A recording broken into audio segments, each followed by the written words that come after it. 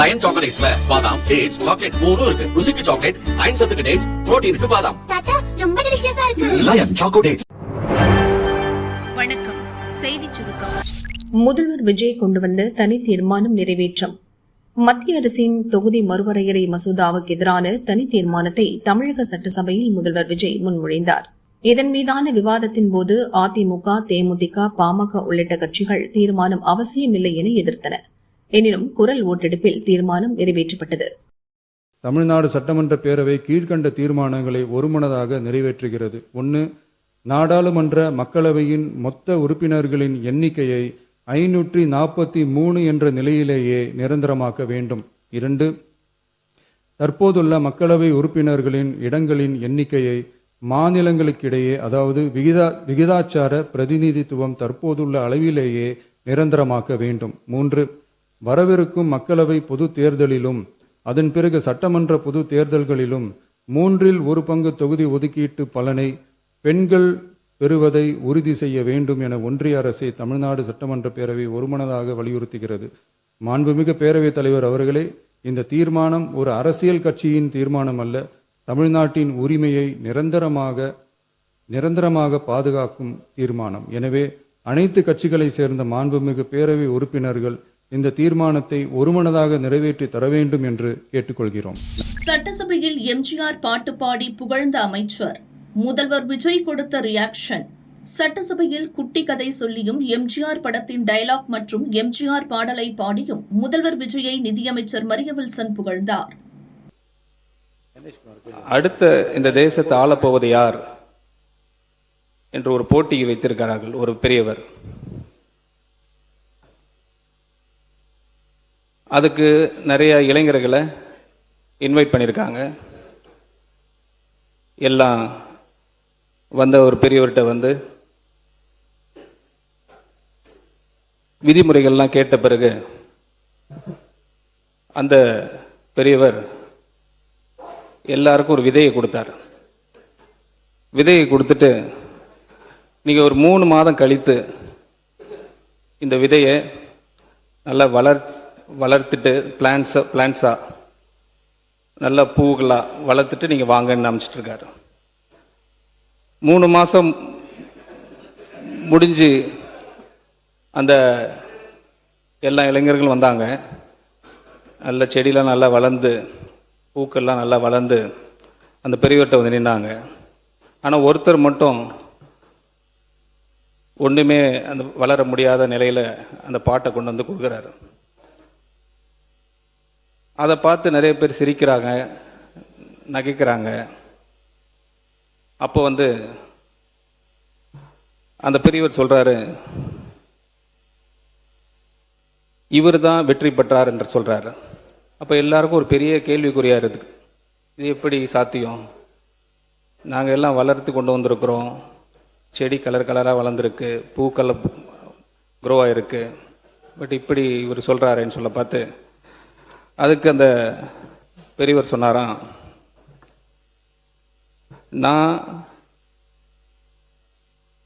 விதை கொடுத்தது வந்து வேக வச்ச விதை, அது ஒரு நாளும் முளைக்கவே முளைக்காது. வெற்றி அடைவதற்காக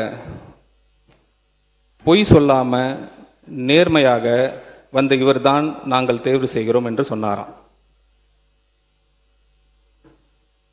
வெற்றி அடைவதற்காக பொய் சொல்லாம குறுக்கு வழியை கடைப்பிடிக்காம நேர்மையாக இருந்தால் எல்லாம் இங்கே சாத்தியம் என்பதற்கு எங்க தலைவரை சாட்சி.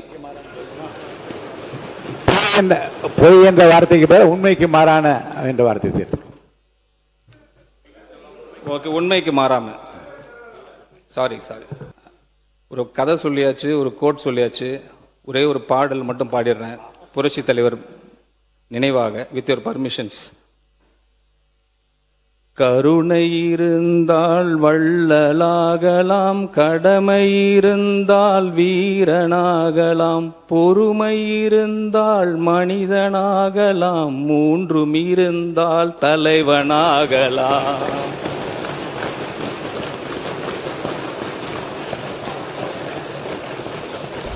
போதைப்பொருள் கடத்தல் வழக்கு என்ஐஏ அதிகாரிகள் அதிரடி சோதனை. தமிழகத்தில் சென்னை, மதுரை உள்ளிட்ட இடங்களில் தேசிய புலனாய்வு முகமை அதிகாரிகள் திடீர் சோதனையில் ஈடுபட்டனர். தமிழகம் முழுவதும் 9 இடங்களில் இந்த அதிரடி சோதனை நடந்தது. 2024ஆம் ஆண்டு அந்தமானில் இருந்து வந்த படகில் மெத்தபெட்டமைன் போதைப்பொருள் கைப்பற்றப்பட்டது. படகில் இருந்த மியான்மரைச் சேர்ந்த 7 பேரை கைது செய்தனர். இந்த வழக்கில் பிடிப்பட்ட 7 பேருடன் தொடர்பில் இருந்தவர்களின் வீடுகளில் என்ஐஏ அதிகாரிகள் சோதனை நடத்தியுள்ளனர். அவர்களுக்கு மியான்மரில் இருந்து செயல்படும் போதைப்பொருள் கடத்தல் கும்பலுடன் தொடர்பா என விசாரித்து வருகின்றனர். அதன்படி மதுரை ஜெயபாரத் சிட்டியில் வசித்து வரும் பாலமுருகன் என்பவர் வீட்டில் என்ஐஏ இன்ஸ்பெக்டர் ஆகாஷ் தலைமையில் சோதனை நடந்தது. 1 மணி நேரத்திற்கு மேலாக நடந்த இந்த சோதனையில் ஆவணங்கள் எதுவும் கைப்பற்றப்படவில்லை என அதிகாரிகள் கூறினர். வீடுகளுக்கு ஸ்மார்ட் மீட்டர் வருவது எப்போது? வீடுகளில் இப்போதுள்ள சாதாரண மின்மீட்டர்களுக்கு பதிலாக ஸ்மார்ட் மீட்டர் பொருத்த மின்வாரியம் முடிவு செய்துள்ளது. ஸ்மார்ட் மீட்டர்கள் மின்வாரிய சர்வருடன் இணைக்கப்பட்டிருக்கும் என்பதால் ரீடிங் எடுக்க மின்வாரிய ஊழியர்கள் வீடு வீடாக செல்ல வேண்டிய தேவை இருக்காது. மின் பயன்பாடு கணக்கெடுக்க வேண்டிய தேதி வந்ததும் தானாகவே கணக்கெடுத்து நுகர்வோர் மொபைல் போனுக்கு SMS அனுப்பிவிடும். கடந்த திமுக ஆட்சியில் 3 கோடி ஸ்மார்ட் மீட்டர்கள் பொருத்தி பராமரிக்கும் பணிக்கு கடந்த ஆண்டு டெண்டர் கோரப்பட்டது. திட்ட செலவு 20,000 கோடி ரூபாய். 50 நிறுவனங்கள் டெண்டரில் பங்கேற்றன. அதன்பின் அரசு அனுமதி கிடைக்காததால் திட்டம் கிடப்பில் போடப்பட்டது. தற்போது ஆட்சி மாற்றம் ஏற்பட்டுள்ள நிலையில் ஸ்மார்ட் மீட்டர்கள் பொருத்துவது பற்றி பட்ஜெட்டில் அறிவிக்கப்பட்டுள்ளது. கடந்த ஆட்சியில் கோரப்பட்ட டெண்டர்கள் ரத்து செய்யப்பட உள்ளன. மொத்தமாக 56 லட்சம் ஸ்மார்ட் மீட்டர்கள் பொருத்த மின்வாரியம் புதிதாக டெண்டர் கோர உள்ளது. அரசு அலுவலகங்கள், உள்ளாட்சி அமைப்புகளில் 1,25,000 ஸ்மார்ட் மீட்டர்கள் மத்திய அரசின் மறுசீரமைக்கப்பட்ட மின் விநியோக திட்டத்தில் பொருத்தப்பட உள்ளன. தமிழர்கள் தாயகம் திரும்பலாம், கட்டுப்பாடுகள் நீக்கிய இலங்கை. இலங்கையில் தமிழர்களுக்காக தனி நாடு கேட்டு நீண்ட காலமாக போராட்டங்கள் நடந்து வந்தன. 1983க்கு பிறகு உள்நாட்டு போர் வெடித்தது. 30 ஆண்டுகள் நீடித்த இந்த போர் 2009 மே மாதம் முடிவுக்கு வந்தது. உள்நாட்டு போரின் போது ஆயிரக்கணக்கான இலங்கை தமிழர்கள் அகதிகளாக தமிழகத்தில் தஞ்சமடைந்தனர். அவர்கள் பல்வேறு முகாம்களிலும் வெளியேயும் வாழ்ந்து வருகின்றனர். இச்சூழலில் இலங்கை அகதிகள் தாமாக முன்வந்து நாடு திரும்புவதை எளிதாக்கும் வகையில் புதிய குடியேற்ற விதிகளுக்கு இலங்கை அரசு ஒப்புதல் அளித்துள்ளது. மே 19, 2009க்கு முன் நாட்டை விட்டு வெளியேறிய இலங்கை மக்கள் இத்திட்டத்தில் பயன்பெறலாம். முறையான ஆவணங்கள் இல்லாமல் இந்தியாவில் தஞ்சமடைந்தவர்கள் மீது பதியப்பட்ட குடியேற்ற சட்ட மீறல் வழக்குகள் தளர்த்தப்படும். அவர்களின் உண்மையான குடியுரிமை உறுதி செய்யப்படும். தீவிர குற்றச்சாட்டுகள் உள்ளவர்கள் மட்டும் எல்லைகளில் தடுக்கப்பட்டு சட்ட நடவடிக்கைக்கு உட்படுத்தப்படுவர். 2009 முதல் 2025 வரை 18,500க்கும் அதிகமான இலங்கை தமிழர்கள் சொந்த நாட்டுக்கு திரும்பியுள்ளனர். தமிழகத்தில் இன்னும் 89,000 இலங்கை தமிழர்கள் வசித்து வருவதாக இலங்கை அரசு தெரிவித்துள்ளது. ஆடி அமாவாசை நாளில் தங்கம் விலை உயர்வு. சர்வதேச நிலவரங்களால் தங்கம் விலையில் அதிரடி ஏற்ற இறக்கம் காணப்படுகிறது. தங்கம் விலை நேற்று காலை அதிரடியாக சவரனுக்கு 2,400 ரூபாய் உயர்ந்தது. ஒரு சவரன் 1,14,000 ரூபாய்க்கு விற்கப்பட்டது. இதனிடையே நேற்று மாலையில் விலை சற்று குறைந்தது. சவரனுக்கு 800 ரூபாய் குறைந்து ஒரு சவரன் 1,13,200 ரூபாய்க்கு விற்பனையானது. கிராமுக்கு 100 ரூபாய் குறைந்து ஒரு கிராம் 14,150 ரூபாய்க்கு விற்கப்பட்டது. இந்நிலையில் ஆபரண தங்கத்தின் விலை இன்று மீண்டும் உயர்ந்துள்ளது. 22 கேரட் ஆபரண தங்கத்தின் விலை சவரனுக்கு 400 ரூபாய் அதிகரித்து ஒரு சவரன் 1,13,600 ரூபாய்க்கு விற்கப்படுகிறது. கிராமுக்கு 50 ரூபாய் உயர்ந்து 14,200 ரூபாய்க்கு விற்பனையாகிறது. வெள்ளி விலையில் மாற்றமின்றி ஒரு கிராம் 260 ரூபாய்க்கு விற்பனை செய்யப்படுகிறது. 3 நிறுவனங்களுக்கு தமிழக அரசு ஒப்புதல். ரூபாய் 443 கோடி முதலீடு வர வாய்ப்பு. சென்னை தாம்பரத்தில் உள்ள மெப்ஸ் எனப்படும் மெட்ராஸ் ஏற்றுமதி செயலாக்க மண்டலத்தின் ஒப்புதல் குழு கூட்டம் மண்டல வளர்ச்சி ஆணையர் அலெக்ஸ் பால் மேனன் தலைமையில் சில தினங்களுக்கு முன் நடந்தது. இக்கூட்டத்தில் தமிழகம், அந்தமான், புதுச்சேரியில் பல்வேறு துறைகளில் 443 கோடி ரூபாய் முதலீட்டில் 2,424 வேலைவாய்ப்பை உருவாக்கும் வகையில் 11 தொழில் திட்டங்களுக்கு ஒப்புதல் அளிக்கப்பட்டுள்ளது. தமிழகத்தில் ZF இண்டஸ்ட்ரியல் டெக்னாலஜி நிறுவனம் கோவையில் 336 கோடி ரூபாய் முதலீட்டில் 250 நேரடி வேலைவாய்ப்பை உருவாக்கும் ஆலை அமைக்க ஒப்புதல் அளிக்கப்பட்டுள்ளது. காஞ்சிபுரம் மாவட்டம் ஒரகடத்தில் உள்ள சிப்காட் நிறுவனத்தின் சிறப்பு பொருளாதார மண்டலத்தில் சான்மினா SCI இந்தியா நிறுவனம் 72.7 கோடி ரூபாய் முதலீட்டில் ஆலை அமைக்க உள்ளது. கோவை விளாங்குறிச்சியில் உள்ள எல்காட் நிறுவனத்தின் சிறப்பு பொருளாதார மண்டலத்தில் விசன்ட் சிஸ்டம்ஸ் நிறுவனம் 11.31 கோடி ரூபாய் முதலீட்டில் விரிவாக்கம் செய்யவும் ஒப்புதல் அளிக்கப்பட்டுள்ளது. ரூபாய் மதிப்பு மீது அழுத்தம் ஏற்பட்ட போது டாலர் வரவை அதிகரிக்க ரிசர்வ் வங்கி கடந்த ஜூன் மாதம் வெளிநாடு வாழ் இந்தியர்கள் டாலரில் டெபாசிட் செய்யும் வசதியை அறிமுகப்படுத்தியது. இந்த சிறப்பு வசதி வாயிலாக 4.46 லட்சம் கோடி ரூபாய்க்கு டாலர் திரட்டப்பட்டுள்ளது.